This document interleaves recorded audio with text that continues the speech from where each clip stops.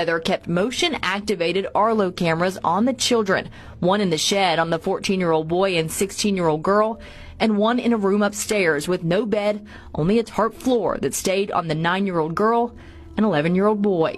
The video showed a daily routine of waking up early and being forced to stand with hands on head, unable to change or shower, receiving only peanut butter sandwiches to eat before going back to bed on the floor. In the shed, the teens used a camper toilet, holding a sheet up for each other to shield the other from the camera.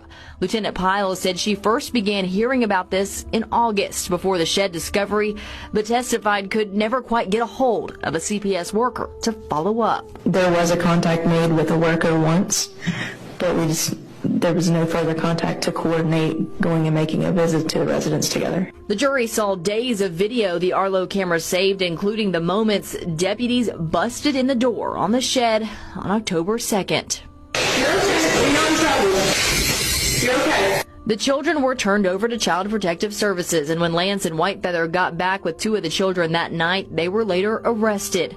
But that was just the beginning of their charges and the investigation. On Friday, the jury got an inside look at Whitefeather's cell phone. This included text messages between she and Lance where they referred to the kids as monkeys and pigs. Often Lance would describe physical punishment, where he said he, quote, knocked one of them. We saw one text where Lance said, quote, somebody didn't say thank you, and his sandwiches disappeared. We also saw more video from Whitefeather's phone from their time in Washington that also showed yelling and physical abuse from Lance. A finance expert from the West Virginia Fusion Center, Alyssa Ledbetter, also took the stand on Friday. She broke down the adoption payments Whitefeather and Lance received from Minnesota. She said in total of what they analyzed from 2019 to 2023, the two received about $318,000 in adoption support payments, but she testified this didn't tell the whole story. Well, the assistance began in June of 2018, and I only had from June of 2019 to November of 2023, so altogether we're missing about 18 months. All of this leading up to the most harrowing testimony so far on Friday afternoon from someone who lived it.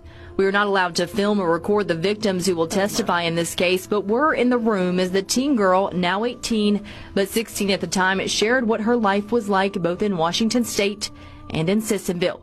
She said life progressively got worse with Whitefeather and Lance once they moved to the ranch in Washington in 2019. This is when the outdoor labor began, she said, and the physical punishments that included hits from a PVC pipe. While under a child services investigation there in Washington, eventually they moved to Sissonville, but she did not know why. She talked about how CBS was